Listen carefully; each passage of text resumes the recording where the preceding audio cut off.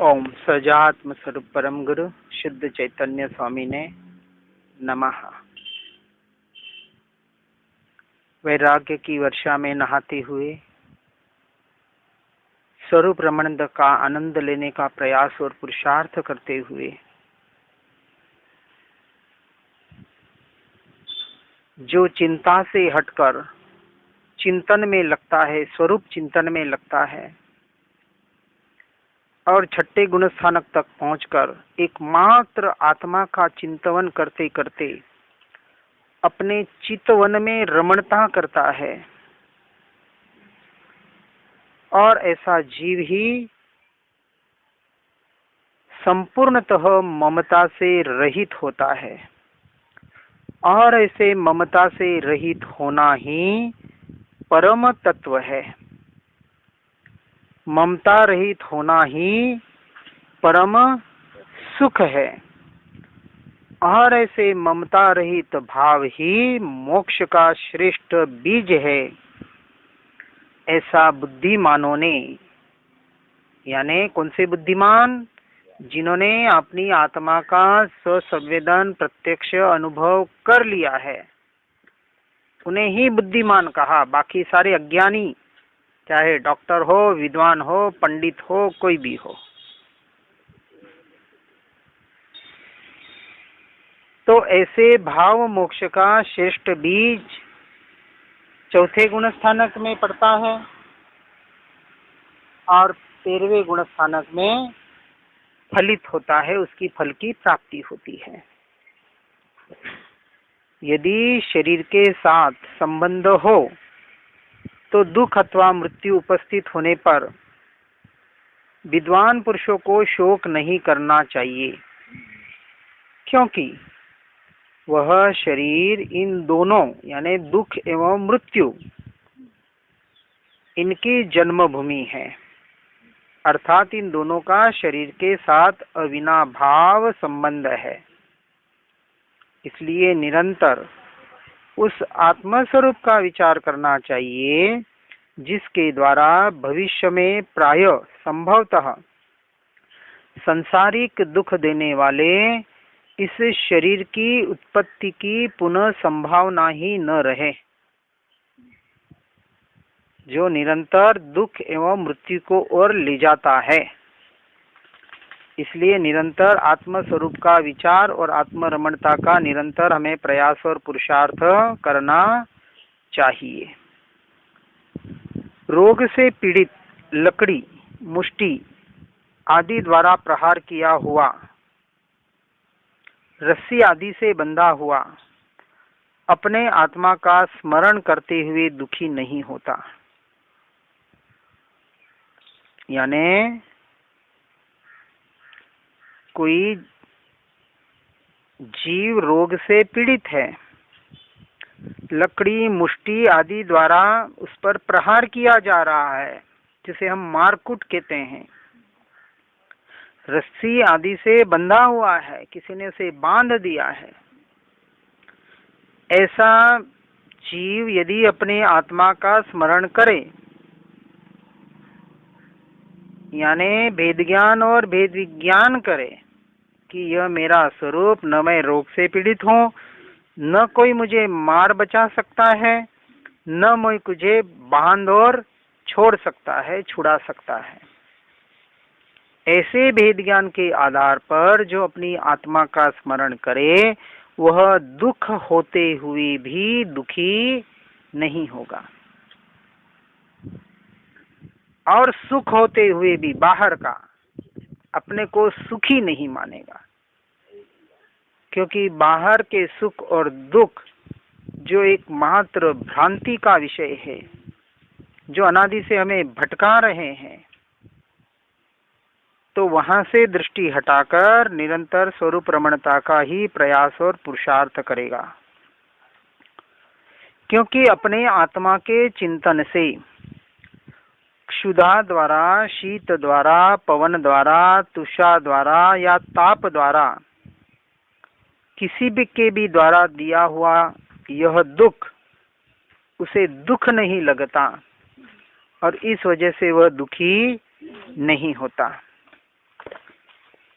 कर्म रूपी शत्रुओं को पकड़ने की इच्छा करने वाले बुद्धिमानों को संसार भोग और शरीर में वैराग्य बड़ी बुद्धिमानी के साथ सदा भावना योग्य है। जिन्हें कर्म रूपी शत्रुओं को पकड़ना है,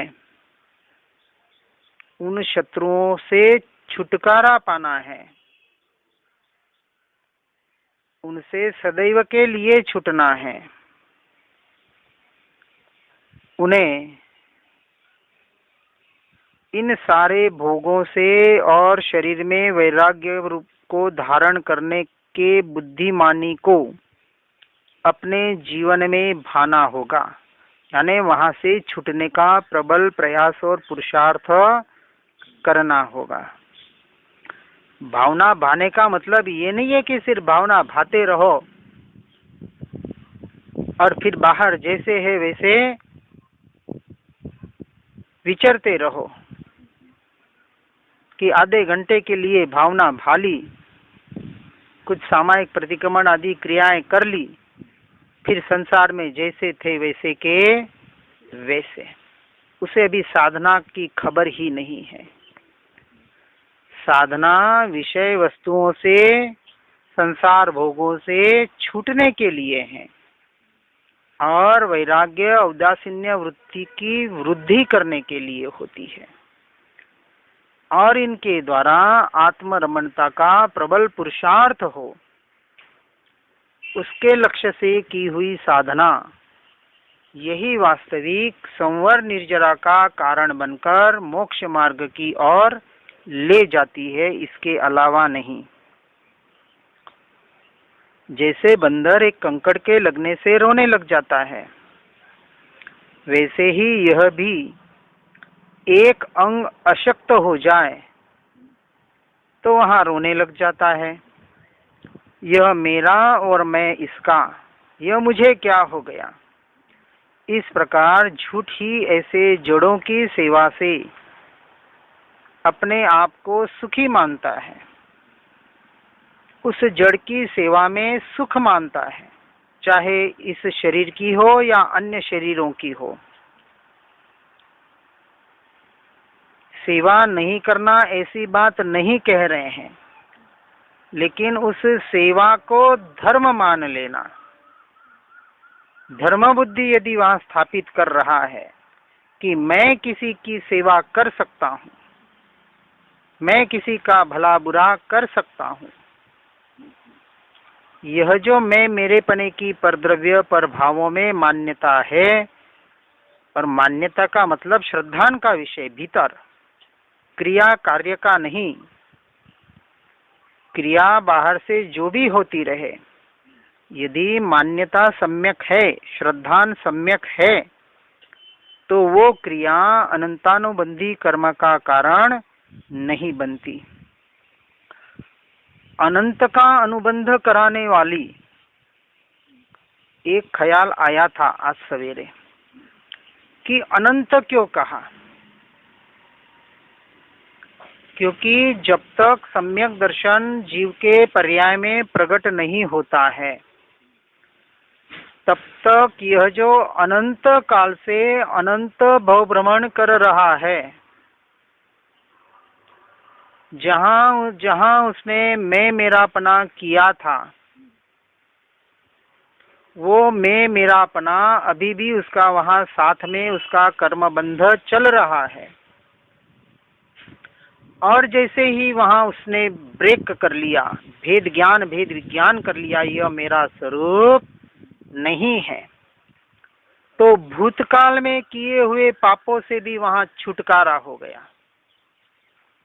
उन कर्मों से उसने अपने आप को स्वतंत्र मान लिया। भले कर्म कर्मण शरीर साथ में है, कर्मों के उदय भी भले हो रहे हैं, लेकिन उन कर्मों के उदय को भाव कर्म, द्रव्य कर्म, नो कर्म, इनके परिणामों को अपना मानना छूटा चौथे गुणस्थानक में। तो वहां अनंत कर्मों से उसने अपना संबंध विच्छेद कर लिया उसी क्षण। अब वो उदय में आए तो आए, उनकी मर्जी, उनसे मेरा कोई अब लेना देना नहीं है। जैसे कोई बेटा अपने बाप की बात नहीं मानता है तो बाप उसको अपने संपत्ति से बेदखल कर देता है, अखबारों में दे देता है कि इस बेटे के साथ मेरा कोई भी संबंध नहीं है, इसके आज के बाद मेरी कोई जिम्मेदारी नहीं है। बेटा है, बाप भी है, सब कुछ है, लेकिन मान्यता में संबंध विच्छेद कर दिया। सब कुछ जैसा का तैसा है, कुछ नहीं बदला है, लेकिन ये मान्यता में रूपांतरण हो गया। ये बेटा अब मेरा न रहा, इसके कोई भी संबंध, इसके कोई भी लेन देन, इससे कोई भी मेरा संबंध नहीं है। यही बात हमें यहाँ करनी है। जैसे ही इन सबसे संबंध विच्छेद हुआ, और होता ही है, भेद ज्ञान भेद विज्ञान यही तो करा रहा है। क्रियाएं छूटे, संबंध छूटे, ये तो पांचवा छठा गुण स्थानक, लेकिन पहले उसमें मैं मेरापना, अहम भाव, ममत्व भाव, कर्तृत्व भाव और भोक्तृत्व भाव, ये चार प्रकार की बुद्धियां छूटे, यह पहले सम्यक दर्शन में होता है, और फिर उसके अनुरूप क्रिया में आता है, परिणामों में आता है, फिर संसार छूटते जाता है। परंतु जीव झूठ ऐसे जड़ों की सेवा में ही सुख मान रहा है और अपनी शिव नगरी के राज्य को भूल रहा है। यदि श्री गुरु के कहने से शिवपुरी को संभालें, कहाँ है शिवपुरी? अपने भीतर ही है। कहाँ है मोक्ष? अपने भीतर ही है। अरे भीतर नहीं, मैं स्वयं ही मोक्ष स्वरूप हूँ। ऐसे शिवपुरी को संभाले तो वहां का स्वयं चेतन राजा अविनाशी राज्य कर रहा है, वहां दृष्टि जावे, करना न पड़े, कर रहा है अभी भी, लेकिन दृष्टि वहां नहीं है। दृष्टि बाहर, और बाहर मोह राजा पर है, और मोह राजा पर दृष्टि होने से अपने चेतन राजा को भूला हुआ है और अपने आप को बाहर से सुखी दुखी मान रहा है। यही तो भ्रांति निकालनी है। वहां चेतना की वस्ती है, तीन लोक में उसका जय जयकार हो, भव में भटके नहीं और पुनः जड़ में आए नहीं। ऐसे सहज आनंद घन को प्राप्त करके सदैव शाश्वत सुख का भोक्ता हो, ऐसा ही पुरुषार्थ प्रयास करें तो ही जीव इस मार्ग में आगे बढ़ता है। कोई निंदा करता है तो निंदा करो, स्तुति करता है तो स्तुति करो। लक्ष्मी आओ या जाओ, तथा मरण आज ही हो जाओ या युगांतर में हो, परंतु नीति में निपुण पुरुष न्याय मार्ग से एक डग भी डिगते नहीं। ऐसे न्याय का विचार करके निंदा, प्रशंसा आदि के भय से अथवा लोभ आदि से भी अन्याय रूप मिथ्या प्रवृत्ति करना योग्य नहीं है। अहो सद्देव, सद्गुरु, सद्धर्म तो सर्वोत्कृष्ट पदार्थ है। उसके आधार से तो धर्म है, और उसमें शिथिलता रखे तो अन्य धर्म किस प्रकार हो। व्यवहार की अपेक्षा से बाहर का धर्म और निश्चय की अपेक्षा से वस्तु के स्वरूप का अपना स्वभाव ही धर्म, स्वभाव की रमणता। इसलिए न्याय नीति व्यवहार की अपेक्षा से बाहर की और अपने स्वयं के साथ न्याय करना, यही सबसे बड़ी नीति है, बाकी सारी अनीति है। इस तरह से विचार करके यदि हर जीव स्वरूप स्वभाव रमणता का ही प्रयास और पुरुषार्थ करे तो मोक्ष मार्ग बहुत बहुत बहुत ही निकट है, और ऐसे निकटता का आधार लेकर उसी में रमणता का प्रयास और पुरुषार्थ करे। यही वैराग्य वर्षा का सार है। ओम नमः सिद्धम।